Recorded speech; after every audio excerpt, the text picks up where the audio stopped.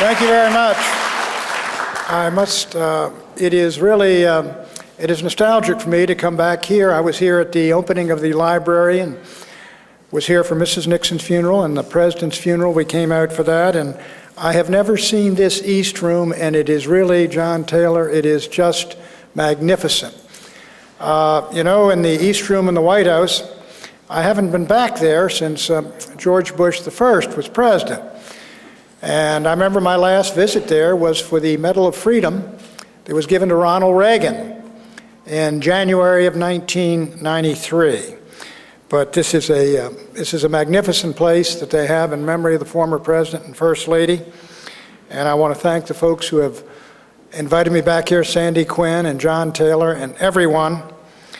It is truly nostalgic. It was, I met Richard Nixon, as John mentioned. I went to a cocktail party in Belleville, Illinois, and matter of fact, December of 1965, I was an editorial writer for the St. Louis Globe-Democrat, and Mr. Nixon, that was after the Goldwater campaign, where he had been campaigning for Senator Goldwater as hard as Senator Goldwater campaigned for himself, as a matter of fact, and he filled in for Senator Dirksen, and I went over and introduced myself in a kitchen to him, to Richard Nixon, and I told him I wanted to get aboard early if he was going to run in 1968, and he needed someone to answer his mail in '66.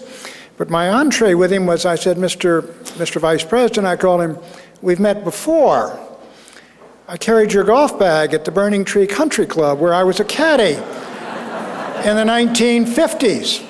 I went out there when General Eisenhower would come out to Burning Tree, and I remember General Eisenhower was president then, and he came down. It was a long lane, and it was way outside Washington, D.C., way out River Road then, and you had to hitchhike out there, blazing hot. And I remember coming back from caddying, and President Eisenhower's limousine came by, so I put out my thumb, and I got the famous Eisenhower wave as he went by. But when I was in that kitchen with Mr. Nixon in 1965, I did not tell him my assessment of him as a golfer, which probably is the reason I was hired. The president was not a great golfer, but he had a lot of persistence at it.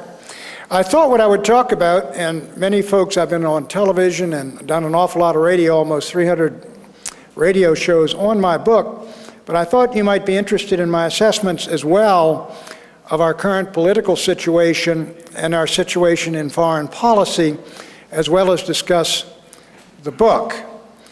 And so let me begin by saying the condition, I think, of the Bush administration could be summarized as serious, but not yet grave, but approaching critical. As the president himself said when he went over to speak to the Gridiron Club, you know, things are very bad. He said, I'm only at 32% in the polls.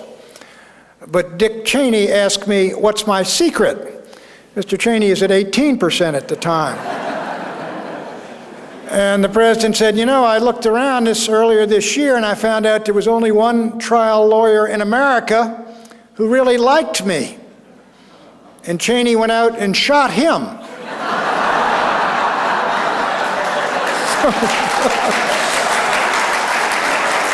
So the president is now at 37% approval, which is rough, but it's not as bad as where he was. Our Congress of the United States, however, 16% of the American people think it's doing a fine job. So that is about as low as it's been, and something like by 41 to 14% of the American people think that Republicans should be replaced by Democrats in the Congress of the United States. Now, why is the president and why is the Congress in trouble today? I think there are a variety of items. First, let's take the economy.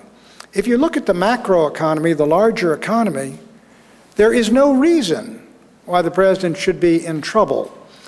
Unemployment's about 4.5%, which is virtually full employment. Inflation remains low and under control.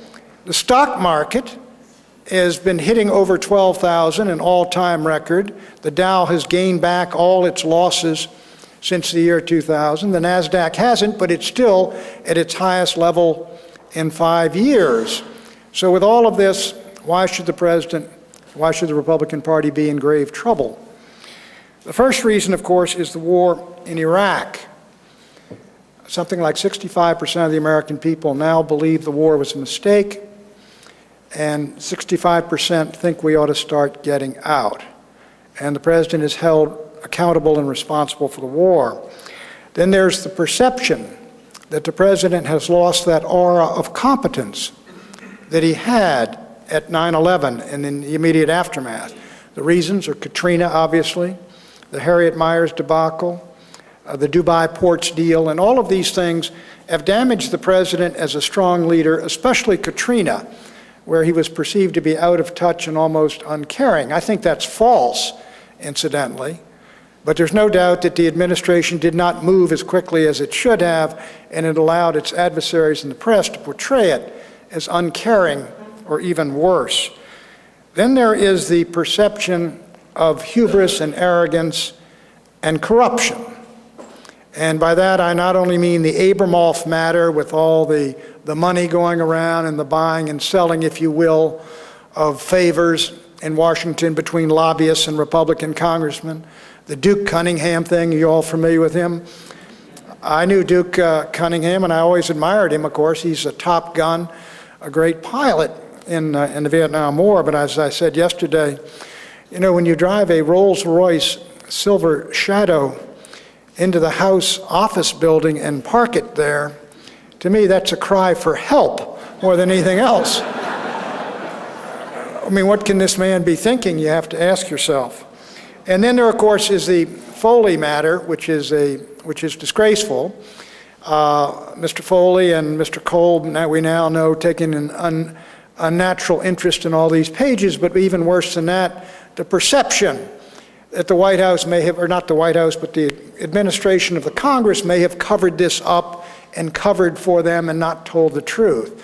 So all of these things adding up, I think, are the reasons why the administration is in such trouble. Now let me talk about Iraq, because as John Taylor had mentioned, I had opposed the war in Iraq. As a matter of fact, we founded a magazine to urge the President of the United States, stay with Afghanistan, do not march up to Baghdad.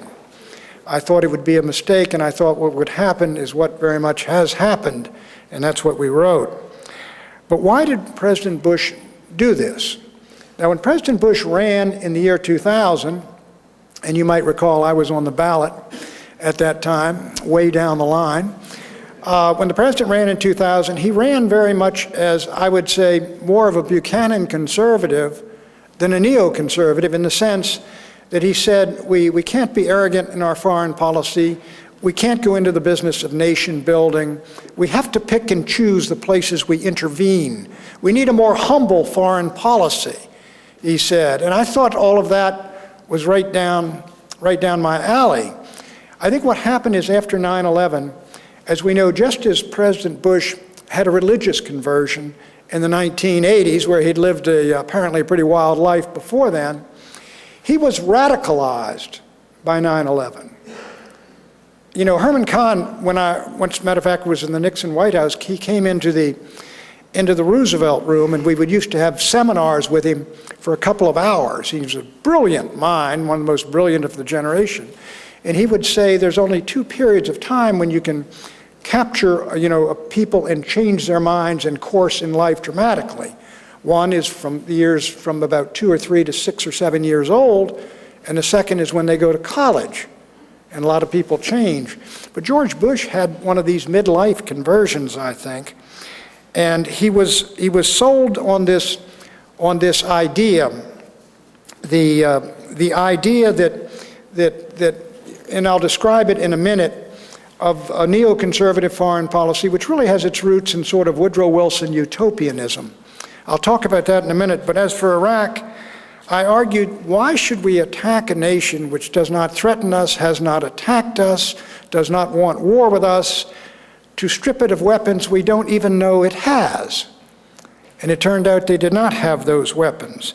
The president was persuaded, I think, by many of his advisors that this would be a cakewalk war. that he would be the Winston Churchill of his generation. And what has happened? Well, it hasn't been a cakewalk. We have 2,800 dead Americans, 20,000 wounded, some of them very, very, very severely. They would not have survived in previous wars. $300 billion cost, and there's no end to this war currently in sight. We have created a haven in Anbar province for terrorists who are coming from all over the Middle East that did not exist before under Saddam, no matter how wicked Saddam was, and we see no end in sight to the conflict. In defense of the president and Mr. Cheney and Mr. Rumsfeld, let me say this. They believed in this war, and I think they still believe in it. The president believes it's the right cause and right for America. I think on the other side, the Democratic Party acted cynically.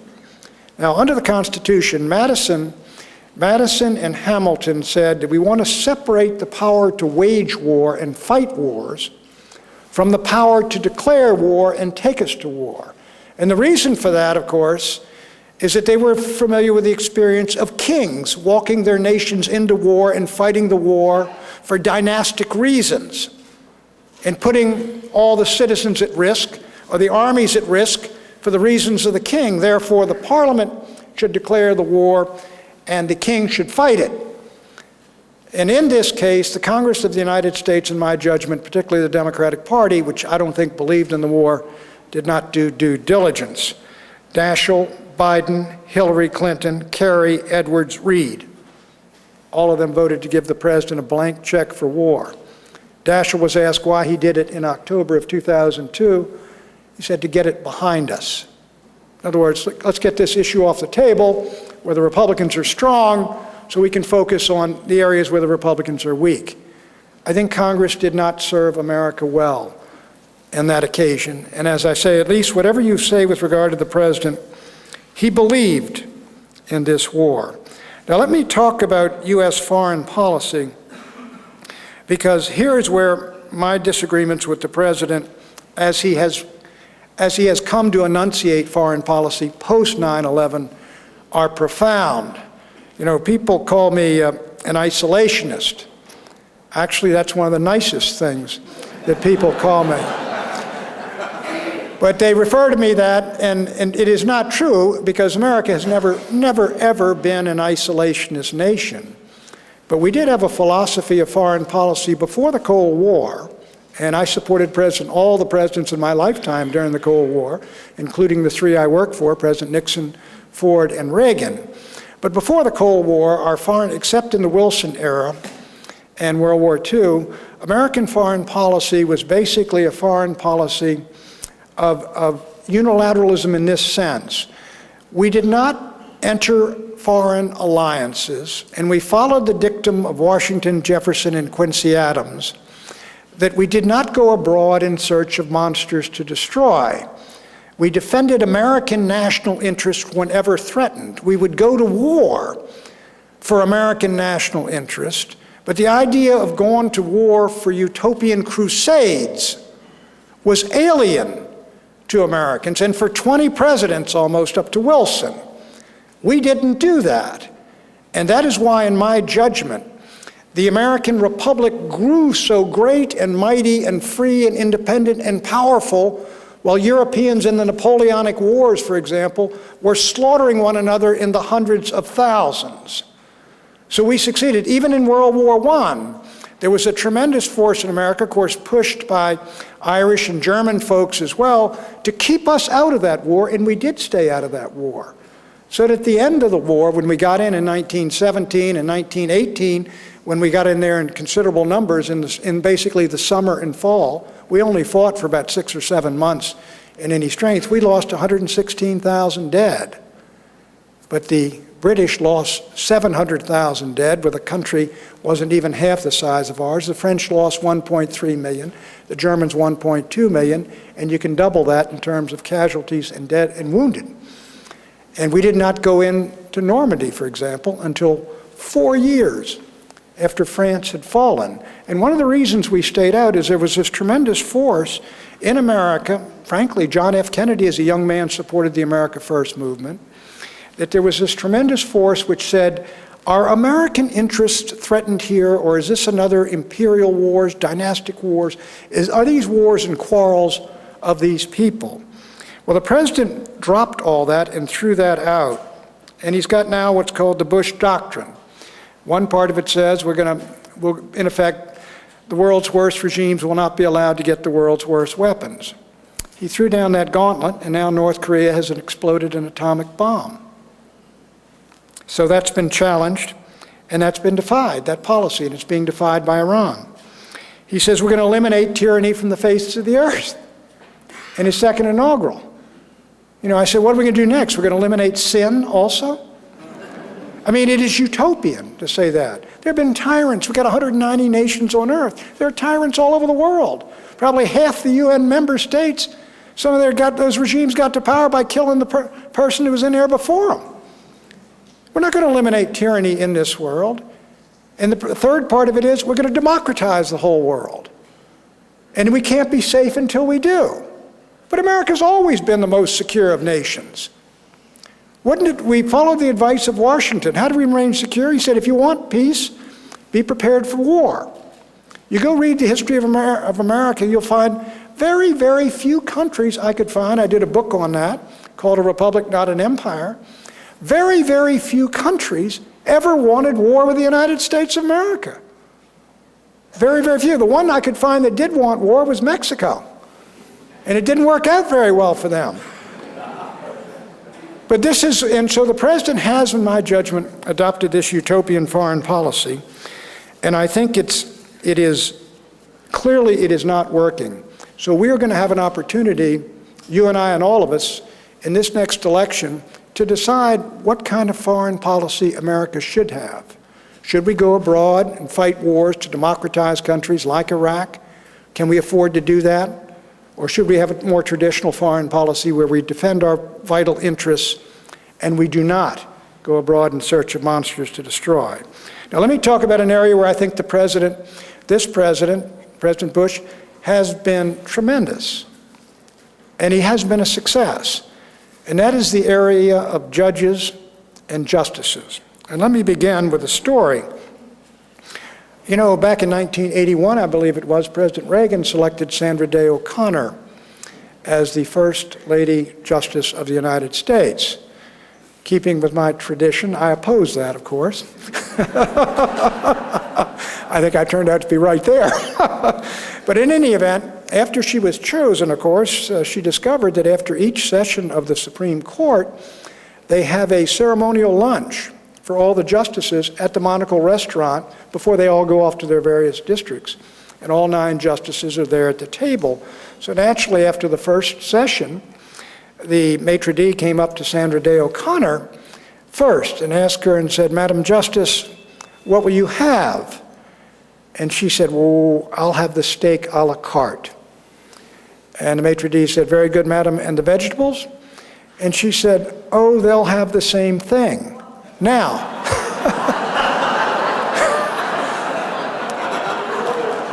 a lot of those folks were over 80, approaching 90 and rolling, and what it meant was that we're going to get new choices for the Supreme Court. So this has befallen this president, the same situation. We have John Paul Stevens now, President Ford's appointee. He could retire from the court any time. You hear that Ruth Bader Ginsburg may retire. Now let me say this about President Bush.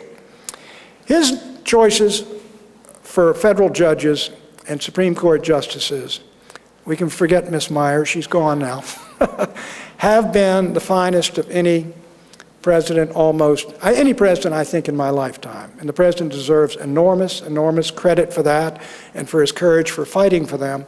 This is one of the reasons, frankly, it would be a real disaster for Republicans to lose the Senate, because it might force the president to go to someone other than someone like Roberts and Alito, who I think are outstanding choices.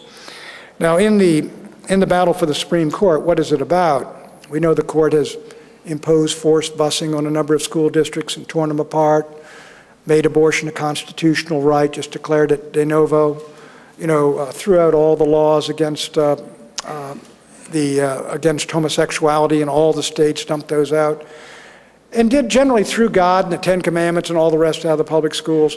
Now, whatever you and I may think about what the court the wisdom of the court's decision. The question here is important for us as Americans. And the question is not what is decided, it is who decides. Now, these decisions I mentioned on throwing religion out of the schools and God and court-ordered busing and things like that, no elected legislature could ever have done that. It would be immediately thrown out of office. And so what this is about, and what I hope the president understands, because he's on the right track, is that we are deciding how we are to be governed. Our founding fathers threw out a rule of kings, and now we have established a rule of judges.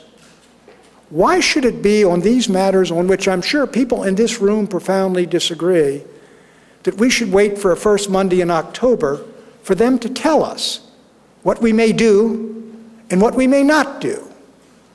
Now, this to me is the crucial question with regard to the court. It is who decides. I mean, there are folks in here who probably say, I certainly wouldn't want to live in a country where Scalia hands down the rules for all of us. Some of us wouldn't want to live in a country where Ruth Bader Ginsburg decides every decision. And the question is, neither should decide. These issues should be decided by Americans. We used to say in the 19th century, here, sir, the people rule. But the people don't rule on these issues. The judges are ruling. The judges are handing down decisions, and they are not elected. They are appointed, anointed for life. So here is where I think the president deserves great credit. Now let me go to the issue of my book, Immigration. And let me begin with a story. I first took up the issue, frankly, when I came down to Southern California in 1991. I had been in favor of President Reagan's amnesty in the White House. I had supported him there. I supported the Immigration Act of 1965 when I was an editorial writer. I favorably reviewed John F. Kennedy's book, A Nation of Immigrants, in 1964. I reread it in preparation for this book. I still agree with Kennedy's book. It's a wonderful little book. It's a very positive little book, and the reforms he mentions there were reasonable then, and that's why I supported them. But we were deceived, and we were lied to about that Immigration Act of 65, given what has happened since. But how I got involved in it, I came down out here, and the people told me that this is the issue, and I'd already been beaten by President Bush in 33 straight primaries. I was going for 34. And so I went down to the border, and I got a podium there, and behind me must have been all these Mexicans were lining up right on the border to run together into the United States because the Border Patrol would be overwhelmed. Border Patrol would catch 10 or 20. The rest of them would run in, and they run into the United States. So I got up and I said, we need a security fence along this border 14 miles inland. And behind me, a Mexican fellow said in a loud voice, who is that hombre? He's talking about me. And this lady for the Los Angeles Times says, well, that's Pat Buchanan. He's running against President Bush. And this guy says, well, you tell him I'll vote for him if he'll give me a ride to Los Angeles. So that's how I first got involved in the issue. And they said, well, and I was attacked. They compared me to David Duke because I said we need 70 miles of security fence along the border. Now Hillary Rodham Clinton just voted for 700 miles of security fence. So we're making progress. We're making progress. In 1996, Shelley, my wife, who incidentally was with Richard Milhouse Nixon back in 1959, was with him in the campaign of 1960, that great campaign of John F. Kennedy. She and I, after the New Hampshire primary, my chairman in Arizona made what I think was a tactical mistake. She put me on a buckboard for Pioneer Day, the Thursday after the New Hampshire primary, Thursday or Friday, Thursday I think, after New Hampshire primary, and we went all through Tucson. Unfortunately, it went right through Mexico town. Now by now, the folks in Mexico town knew who I was. And the Secret Service had never seen anything like it, these huge crowds around. And as I said later, I've never seen so much Mexican food in my life, and most of it was in the air coming toward me. So fortunately, we got through that. But let me tell you what this is about, because I do believe, as I write in the book, we are talking about an existential crisis of our country. Iraq is important. This issue of open borders is about the existence of the United States through this century as a single, unique nation and a separate people and nation that we've had. The numbers, let's just talk about the illegal aliens. The consensus figure, and I think it's probably low, but I've used it, 12 million illegal aliens in this country right now. Bear Stearns says it's 20 million. Others say it's 30 million. No one knows how many are here. But if it is only 12 million, that is equal in number to all the Irish people, all the English people, and all the Jewish folks who ever came to this island in its first 350 years. And my source for that is John F. Kennedy himself in his book, A Nation of Immigrants.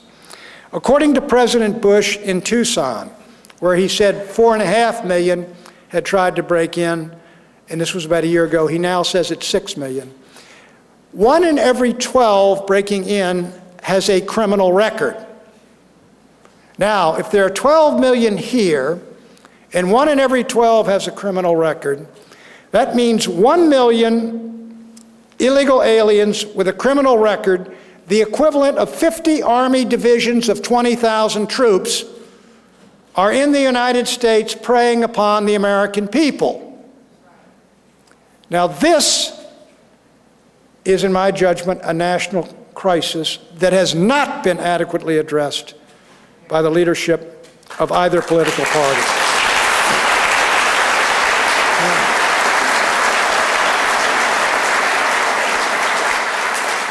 Every month of this year, first 5 months were the ones that, by the time I finished writing my book, 150,000 people were stopped breaking in each month of the first 5 months of this year. In other words, more people breaking into our country than all of the troops we have in Iraq each month breaking into this country.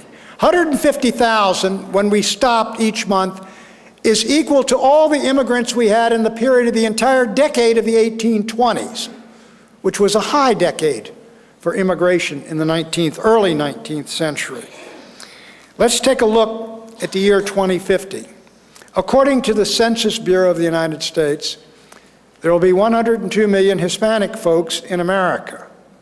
102 million. There were probably 2 to 3 million in 1960. They will be heavily concentrated in the American Southwest. California is now 34% Hispanic. Texas is 34% Hispanic. Arizona is 25% Hispanic. New Mexico is 43%. Native-born Californians, in real numbers, not simply percentages, but in absolute numbers, are leaving California for the first time since the Spanish arrived here. They're going back over the mountains to Colorado, Idaho, Arizona, Nevada. The numbers they are leaving. Why does this present a particular problem? It is because an enormous number of these folks, overwhelming majority of these folks, are from Mexico. And the illegal aliens, overwhelming majority from Mexico. And they're going to be heavily concentrated, this 100 million, in an American Southwest that 58% of the Mexican people now believe belongs by right to Mexico. A few years back, I used a term in one of my books, La Reconquista. You find Mexican journalists, intellectuals, politicians, and consuls chuckling and using that same term about what is going on. Now, do I fear a military conquest or a political takeover? No. What I do think is what we are in danger of is the loss linguistically, culturally, socially, and ethnically of the American Southwest. In a sense that by 2050, or take it out to the end of the century, it becomes more a part of Mexico than it is of the United States of America. Now, we can assimilate any individual. There are people here, my ancestors are from Scotland, Ireland, and Germany. We can assimilate individuals from any country, continent, culture on earth. We cannot assimilate a whole country. You can't move Mexico into the United States, or a huge slice of Mexico into the United States, and have this remain the one country, one nation, one people we were and are. That is the beginning and the end of a nation. And in the book, I go into this issue. There's an ideological struggle between those of us who might be called traditionals and paleos and the neoconservatives. Neoconservatives say the only thing that unites us is our ideas. In other words, we all believe in democracy, we all believe in equality, we all believe in free markets. That's what unites us. And some of us, others of us, say no, we are a separate and unique people. Whether we are Hispanic Americans or Jewish Americans or Scotch-Irish or German, we are a new nationality. We are distinct and separate people. Now, I grew up in Washington, D.C., where it was a city of 800,000. 400,000 were black folks, 400,000 white folks. So we were of two races. But we were of one culture, and we were of one nationality. We all rooted for the same ball teams. We read the same history. We had the same holidays. I can name the ones that you could name when we were in school, exactly what days we got off. We had the same literature. We had the same language. By and large, we were of the same Christian faith, Protestant or Catholic, some Jewish folks, but we were all Americans. Now this is, to me, nationality is the key. And when you have folks, 500,000 marching under Mexican flags in your own cities, those folks are not Americans. They've come here to work, they're not bad people, but they're not Americans. And our whole idea of immigration used to be we wanted people who came here who, when they got here, they wanted to become Americans, and they certainly wanted their kids to become Americans. They wanted to look to the future. And they say they're proud of where they came from, they're proud of their roots, but they're looking to the future, and their future was as Americans. And this is what I think is being lost. And I find some people, I go to audiences, especially student audiences, who cares? Well, if they don't care, I think we will lose this country we were raised in. You know,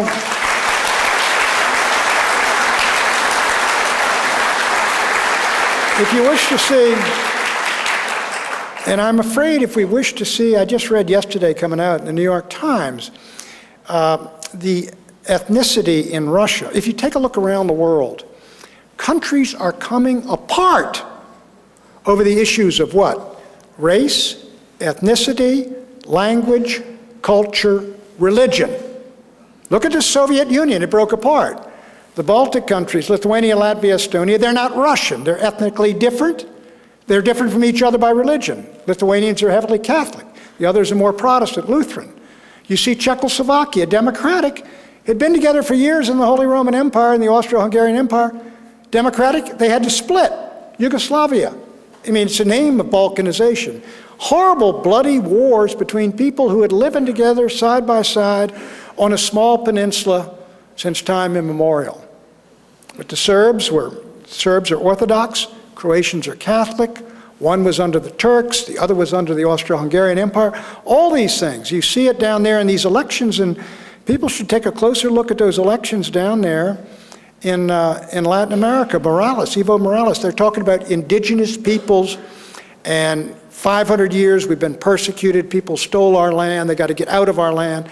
You see these in Mecha, some of these organizations out here, these militant Mexican organizations. They use the same terms. It's a bronze, this is the bronze continent, we're a bronze culture, bronze people deserve it. And you saw it in those demonstrations where brown is good and things like that in those Los Angeles demonstrations. Now this is a rising movement all over the world. And it, quite frankly, is anti-Western. And it is anti-white in many cases. And there's just no question about it. And when things like this are going on, we ought to take a look at it and see if what we're doing in terms of this open borders, ollie in free policy, is not risking something vital and critical And as Sophocles said, there's no greater loss on this earth than the loss of one's own country. Theodore Roosevelt, I think, said it pretty well. The one absolutely certain way of bringing this nation to ruin, of preventing all possibility of its continuing to be a nation at all, would be to permit it to become a tangle of squabbling nationalities. And I fear that is what we are risking, and that's why I wrote this book. Let me talk now a little bit about the politics of 2006. That may be even grimmer than what I've just said for the Republicans. The Republicans are clearly in some danger of losing both houses, there's no doubt about it. I think the House of Representatives, if I had to bet, I would be astonished if Republicans didn't lose it. As I was talking to Carville yesterday, and he had a good point, I was in a sort of a debate conversation with him. He said if the Democrats can't win Congress in this year, they ought to go into another line of work. And I think that's about right. So I think the House is in real danger, but here's what you want to watch on election night in the Senate.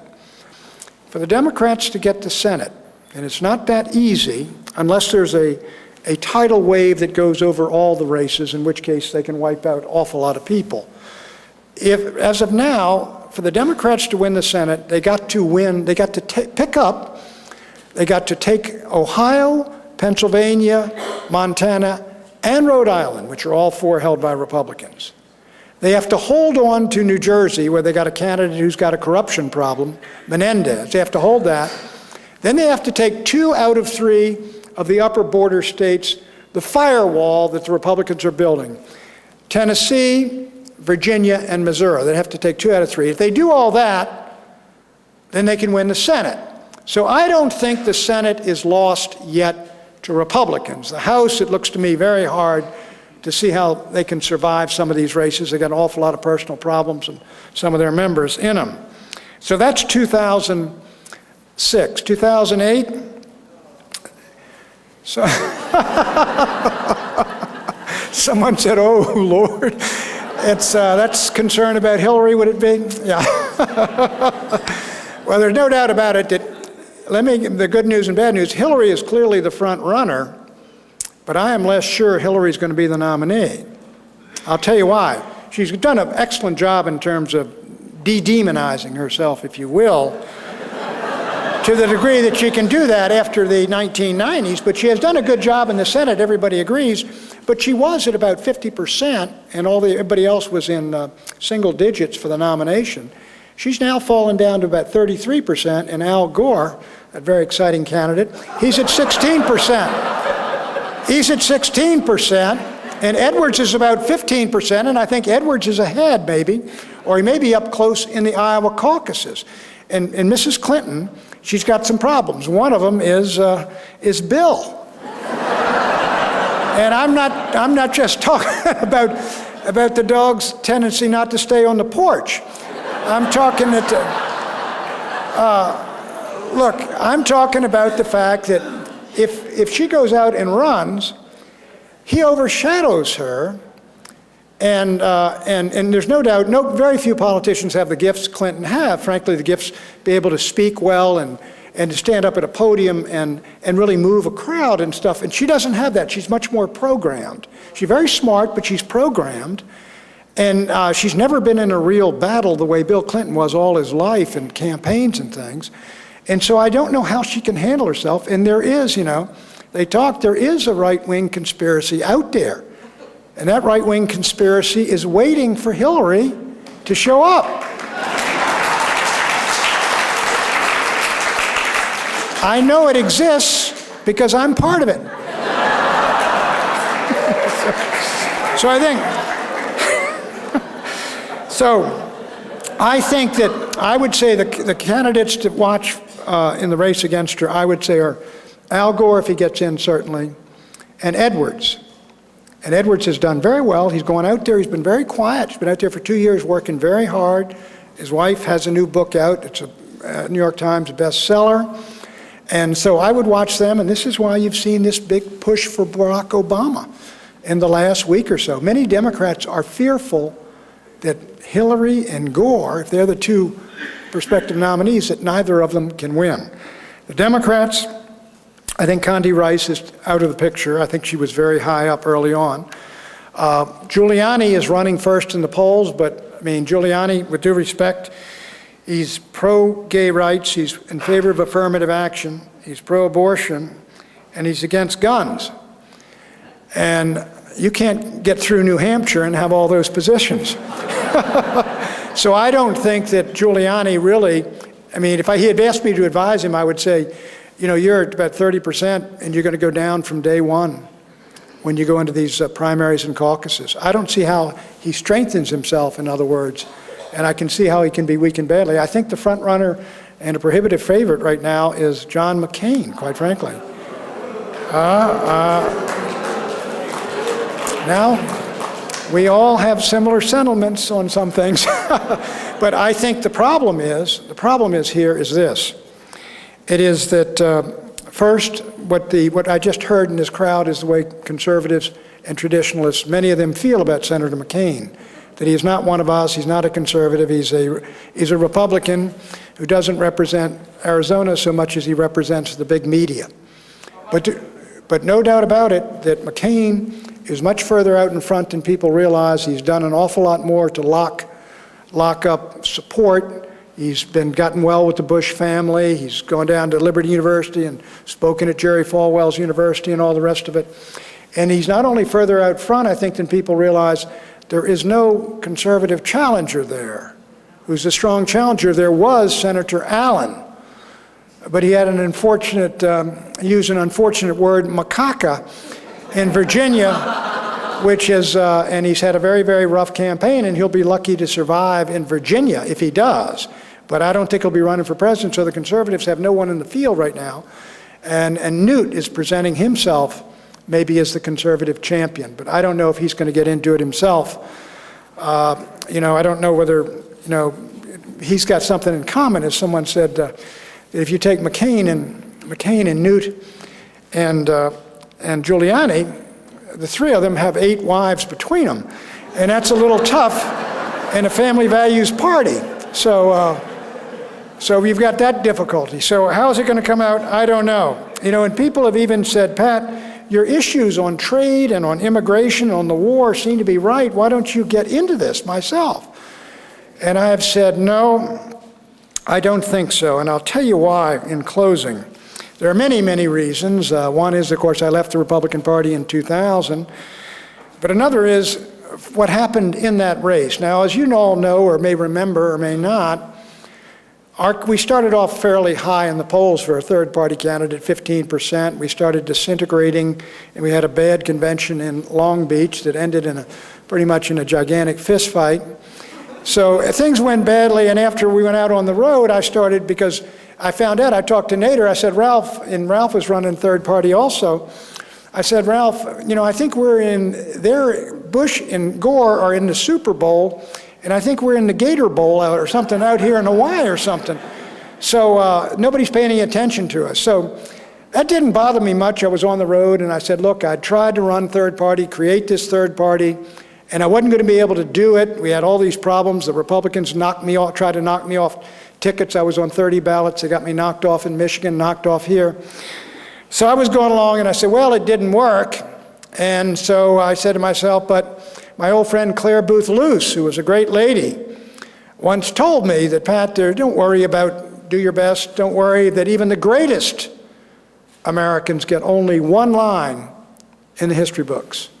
I thought of that, and I said, that's right. But look, George Washington, father of his country, not bad.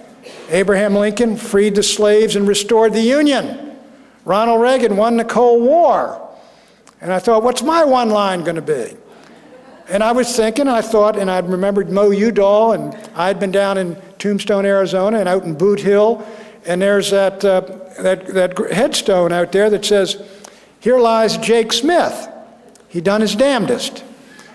And I thought, that's a pretty good, epitaph, and I thought that would be just fine. You know, but then I woke up one night in a cold sweat. And I'd seen in my dream a headstone, and it said, here lies Pat Buchanan. he elected Al Gore. So I said, Lord, whatever happens, don't let that happen. I'll have to get in my Navigator and just drive. The conservatives will be after me the rest of my life. And so sure enough, I heard this voice in the dream, and the voice says, not to worry, Patrick, since you've lived a relatively good life, I'm going to arrange it so that you don't elect Al Gore. You're going to elect George W. Bush. And I said, well, how can that be? Do you understand who I'm drawing votes from right now? And the voice said, here's how we're going to do it. We're going to have to fool around a little bit with the ballots in Palm Beach County. We're going to have to fix it so that when all those nice ladies come out from the condos who love you so much, Pat, and they go to vote for Al Gore, they're going to wind up voting for you. And Al Gore will lose Florida, and then he will lose the nation, and you will be a hero. But Patrick, don't ever try something like this again. Thank you very much.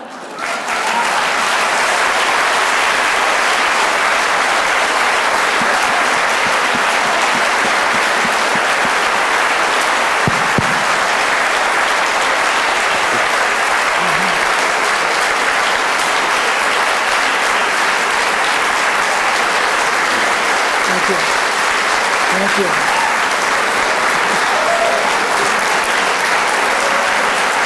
Thank you very much. Thank you very much.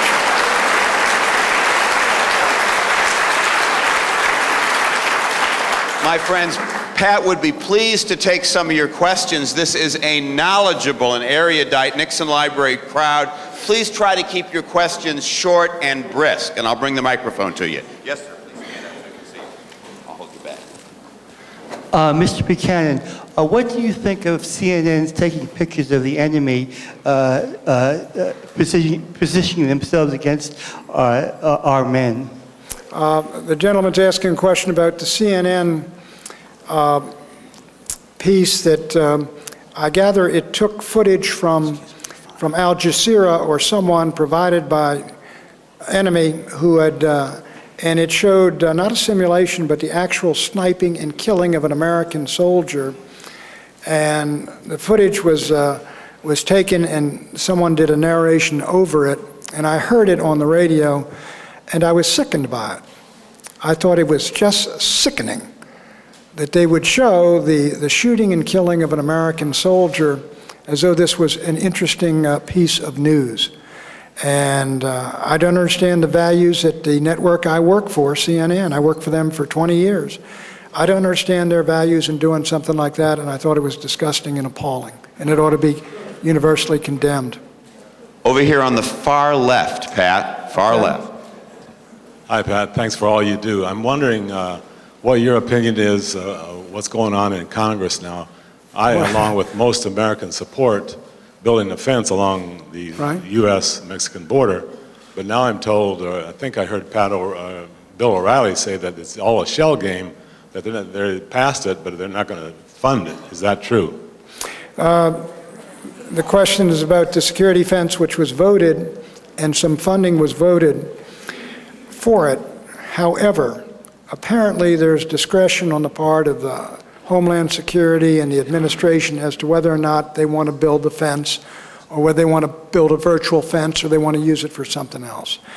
I think they're playing games in Washington. I think we've won the argument, we've won the battle, we have the whole country with us. As I mentioned, in Pennsylvania, 79% of Pennsylvanians oppose amnesty, 82% want a border wall. And if, frankly, the Republicans who control both houses of Congress, even after we've won the battle and we've won the votes, if they fail to carry that out, then I think they're really inviting punishment by defeat in 2008 if they don't do that. I mean, that is my view. I mean, we fought this battle for 15 years and we've won it. And we've got the country with us now. And I think that security fence has got to be built. I'll tell you, if an amnesty is granted and no security fence is built, I really believe we are risking the end of the United States of America because the whole world knows our back door is open. And if you don't secure it, the whole world is coming. The numbers from other than Mexico who have arrived at the border in the last 3 years have tripled. The whole world knows now how to get into the United States. So I think when the Congress comes back, whoever controls it, there really ought to be a demand, constant demand made upon the Congress and upon the President and Vice President to do their duty and enforce the law, quite frankly, as they have not been doing it, either party, for the last 15 years. My name is Mitsuo Nakai. I'm a citizen of the United States. Okay, I'm sorry, okay. Speaking of the foreign policy, how do you deal with the North Korean crisis?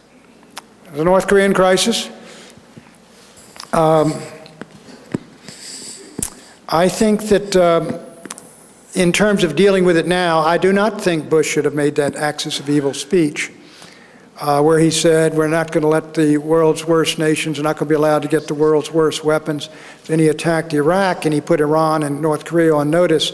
You better get nuclear weapons or the same thing's going to happen to you. And so they went and got nuclear weapons, the North Koreans did, and they in effect called the president's bluff, and it turned out to be a bluff. Now, what the president is doing now is the right course, I think, especially with regard to China. I don't know if it's true, but the Chinese do have leverage. Chinese control the oil, they control food, and the Chinese have enough leverage to bring down the government of Kim Jong-il. They have that. And I think I would work with the Chinese, and I'd also tell the Chinese this. Look, if North Korea develops a nuclear arsenal, it's a problem for us, but it's going to be a problem for you too, because the Japanese and the South Koreans and maybe the Taiwanese will follow suit. And I would play that card with the Chinese and tell them, but I'll tell you what I'd do now is I don't think you can keep American soldiers right on the DMZ. They're nuclear hostages now. They're doing less to defend that country than they are hostages to Kim Jong-il. If we do something to him, he can explode nuclear weapons over them. So I would have moved them out before, and I think we ought to move them. I know we're moving them back down the peninsula. I would almost move them out of South Korea, because the South Koreans have not been terribly helpful on this, you know?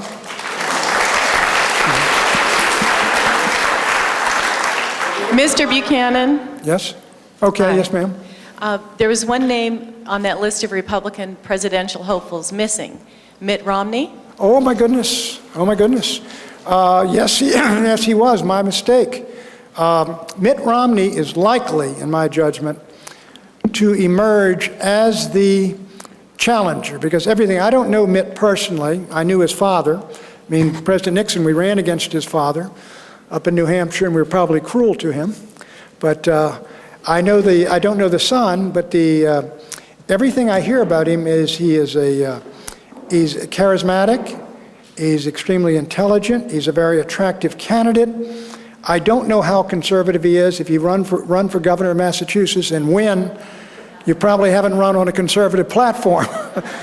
So I think he might have that problem, but I think he is the fresh face and the most interesting face out there. He will have, people have mentioned, and you have to consider it, the fact that he is a Mormon could give him real trouble with the evangelical Christians in South Carolina and all across the South. So, but there's no doubt that he is really a fresh face, and he'll get tremendous attention. And everybody I've talked to, I know a lot of folks in New Hampshire naturally, who call me and tell me he really, he sort of lit up the room, and they were very impressed with him, even though they may have gone in not agreeing with him. So I apologize for not mentioning Mitt Romney. Are you part of the Californians for Romney there? Back here on the left. Okay, right. Pat, we're in Iraq now. What about the cut and run, the guys that want to cut and run? We have now, I heard on the news this morning, more Republicans are in that mode. There's no way. In my view, you can't. Okay. You want Dick Mountjoy, by the way. to identify yourself for the crowd here? Yeah, I'm Dick Mountjoy. Dick Mountjoy, who was the chairman of my campaign in California and who's now the candidate for the United States Senate. There's actually two questions that I had. One on Iraq, the cut and run crowd, and then the other, the news, the polls, which Right. you can believe them or not, but they're saying that that the majority of people believe that the Democrats can solve the illegal alien problem better than Republicans, and we've been in that fight. How do you attribute that? Dick, well, I mean, Dick Mountjoy's been a leader in this battle as long as I have and even before I have in California. And I'll tell you, Dick, I think the reason people believe that is, one thing is the Republican Party is so low, and so they're given even the Democrats, people are saying, well, they're better on terrorism. I think that's a reflection of how low the Congress is and how low the president is. But it's secondly a reflection of the fact that in truth, the President of the United States agrees more with Teddy Kennedy on this border issue, I think, than he does with you and me. And that is tragic. And I don't think President Bush's heart is in the fence. I don't think he believes in it. But when you win the battle, you got to enforce the laws of the United States, you know? Yes, sir. I mean, I'm sorry. Okay. Thank you, Mr. Buchanan. I realize or read lately in the last week or so that George Allen is beating his opponent. Right. And can he really be defeated over making such a silly comment? I know the media is not for him, but that silly word, I just can't imagine that could defeat a man who really seems very good to me. Well, George Allen has an outstanding record as a senator, no doubt about it. And I live in Virginia. And I will say this, and Jim Webb, who was the Secretary of the Navy, who was a war hero in Vietnam. I've known Jim Webb since he came back from Vietnam. I used to have him on my radio show 25, 30 years ago. He's a strong he's a strong force. Webb's not a great candidate. On the Macaca incident, now you're exactly right. It was not simply the fact that Allen made a gaffe, and it took him several days to correct it. And it was the fact that the Washington Post had put it on the front page day after day after day. They ran editorials on it. All the newspapers piled on it. If it had been a Democrat, they would have hit him once and let it go. There's no question about that. And then on the where he had heard it, was he Jewish and all this other stuff, they took that out and they played that. For 2 months that went on. I do agree, in the last 10 days, that George Allen seems to have gotten his footing back. And it looked like he just lost his footing, was all over the lot.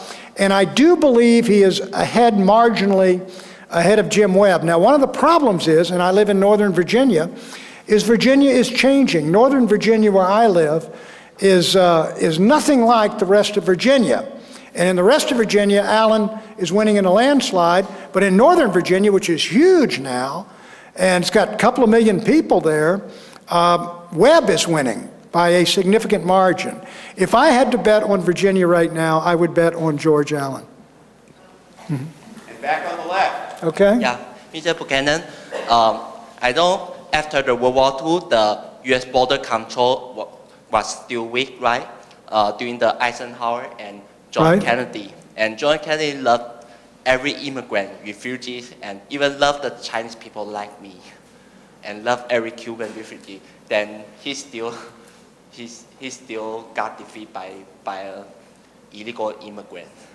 Then today, since the George W. Bush up, then he tried to build out the gate and close the gate slowly, and protect some settled illegal immigrant and American people. I apologize. I'm not. Is there a question here? I mean, Yeah. I'm sorry. I can't make out exactly what you're saying. 3 minutes, 5 minutes. Then I don't know what will be happen if Rudy Giuliani served 8 years after President Bush, and who will be the next Republican candidate, George Allen after Rudy Giuliani? I hope so. You say who is the? Yeah, all the questions I talk about, like the closing the gate for the illegal immigrants and save the American value, principal value, and also capitalism. Pardon? You know? Who's the candidate that will build a fence? Okay. I think you may have stumped me. I don't know. I do know this. There is no better time to get commitments, solid commitments out of people than when they want to be President of the United States. And by March of this coming year, they're all going to have to be, anybody that's a serious candidate for president, unless they've got 50 million in the bank like Miss Hillary Rodham Clinton will have, they will have to have announced by March. Because if you don't get out there in Iowa by March, or you don't get into New Hampshire, all the energetic people who organize and who are dedicated and committed, they will have committed themselves to someone else. That's why Romney is up there in New Hampshire. He talks to all the people. He's talked to my folks who are with me. Same is true of the folks in Iowa. By now, they've all been talked to by prospective candidates, and so they're going to have to announce by March. And when they do, I think every one of them should be put on the spot. Will you build this fence that the president is not building and that Congress has authorized and Congress has said we want built? So I think that's the way to do it. It's a golden opportunity. Yes, ma'am. Yes, I'd like you to comment on the North American Union and the disconnect that I see if we build a wall to tear it down so that the North American Union and CAFTA can survive. Well, this is the North American Union is a vision of elites, and it's particularly promoted by Vicente Fox of Mexico. He went to Madrid and said, we want the situation in North America like you have in Europe, where we wipe out the borders between Mexico, Canada, and the United States, and not only goods are free to cross, but people can cross at will. I believe President Bush has, in his heart, signed on to that idea. There's no doubt about it. Now, if you got a security fence, that's a problem for him. And this is why I think that they are reluctant to build it or refusing or playing games and things like that is the long-term vision they've got, is the merger of the three countries into one North American Union. And you all may have heard of this idea of the NAFTA superhighway. This is a superhighway that comes into Lázaro Cárdenas, is the name of the port. The name of the port was named after the president of Mexico, who in 1938 stole our oil companies down there, nationalized them. And so the Chinese, the containers are going to come into Lázaro Cárdenas port. They're going to come up all the way through Mexico like an easy pass right on through the border, straight on up. And the port where the containers are going to be inspected is Kansas City, customs port. From there, the highway goes up to Winnipeg, up to Fairbanks, Alaska, and then it spreads out across the country. And the whole idea of this is to weld the three countries together the way the Union Pacific, the Northern Pacific, and the Southern Pacific welded America together, the way Eisenhower's interstate highway system. That's designed to make us all one nation, one people. It's a very Hamiltonian idea. And these folks want to weld the three countries together by north-south roads. The NAFTA superhighway is going to have 12 lanes. It's going to have lanes for trucks. It's going to have oil pipelines up the center, light rail traffic, cars and buses and trucks and everything. And that's the whole idea. And we can't get the government of the United States to explain it. I mean, you know, every time people go up there, people say, I don't know anything about that. But they got a website and the highway is right up there, and so we know about it, and I think they know about it. Pat, you got time for two more. The first Okay. one's on your left here. Hi, Pat. Hi. Basically, you've already answered a lot of what I was going to ask you in the question that this lady asked about the North American Union. Right. But I went from anger to fury with Bush when I found out that he had signed the SPP, Security and Prosperity Partnership, you know, with Vicente Fox. Sure. And with the then Canadian Prime Minister. Could you maybe elaborate on that a little bit more? And also, just as an adjunct to the comment you made a few minutes ago about there's no better time than during election time to get a politician to commit. Right. Bush did that when he said he would move our embassy from Tel Aviv to Jerusalem, and he never did that. So I'm not so sure that you can hold these politicians' feet to the fire too much. But again, I would appreciate if you comment on the SPP a little bit. Right, well that's and again, these are these sort of executive agreements that are signed between presidents and they commit themselves to act, and they're not treaties that are submitted to the Congress of the United States. NAFTA, for example, was a treaty. It was a treaty, and it was, but they submit them so that all they need to get is 50 votes. They don't need 2/3. But every treaty is supposed to go through 2/3 of the Senate of the United States to pass. But now they sign them, and they call them agreements, and they run through 50%, all these trade deals, which are really treaties. But this whole idea, again, is I think it's reflective of basically what George W. Bush genuinely believes. I think he believes in open borders. I think he believes in free trade uniting the first the three countries, then the whole hemisphere. And I do not know whether he understands or not that any free trade agreement, total free trade agreement, eventually calls into existence a government on top of it to enforce the rules. Now, Hamilton put together a free trade area called the United States of America. And when he did, Hamilton, who was a centralizer, and I admire, Hamilton is my hero after Washington, he knew very well that when he did that, the central government would grow strong, and Virginia and Pennsylvania governments would grow weak. And so he put together the United States, and we united this country that way. Bismarck followed his example in Germany. He eliminated all the tariffs among the German states and principalities, all the rest of them in 1871 when they united them, and he put a tariff around Germany. So that forced the Germans to trade with one another and to develop and produce for export, and also to develop for their own, to build their own industries to make them economically independent. And so this is what I fear, is this whole thing with security partnership. We are losing the economic independence of this country. You know, it used to be, before 1970 or so, that the United States exported 8% of its gross national product and imported only 4%. You know, bananas and coffee and things that we didn't produce here, and certain minerals and things like that. Now we are importing something like 16% of GDP. And people say, well, you know, Pat, well, we export this high-tech stuff. No. You take a look at what we export to China. You know, we export fertilizer and wood, all these other things. Number one Chinese export to the United States is computers. They're building our computers. And not simply oil we're importing high-tech items from Asia and particularly from China. China's going to have a $230 billion trade surplus against the United States this year. Our dependence upon foreigners is growing. When the whole idea of Hamilton was to cut our dependence on Europe and especially Great Britain, because he said, look, we just fought, bled, and died for our political independence. If we're economically independent on these people, we're going to be dragged into their wars. We're economically dependent on our oil, aren't we? And we've been dragged into these wars in the Middle East. So we need to restore our economic independence to the degree we can if we want to maintain our political independence. But Mr. Bush is headed in the other direction. Yes, sir. John, one more? In regards to the southern border, why did the state come down so hard on the 2 border patrolmen and were convicted last week and sentenced to over 10 years? Well, let's see.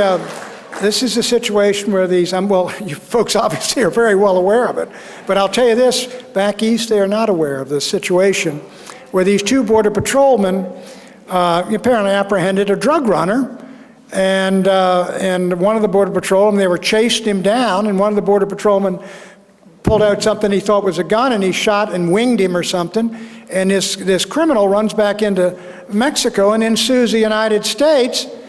And then they prosecute these 2 fellows. What, they give them 10 or 20 years?